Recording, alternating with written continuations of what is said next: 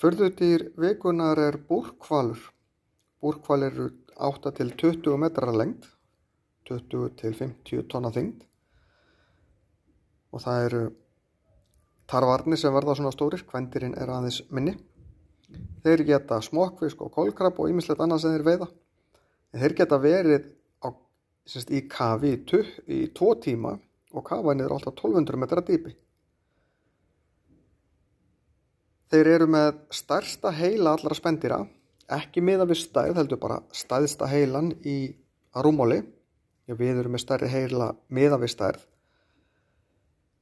En búrhvalur líka, má segja, hann sé stærsta rándýri því að hann langstærsti tannhvalurinn.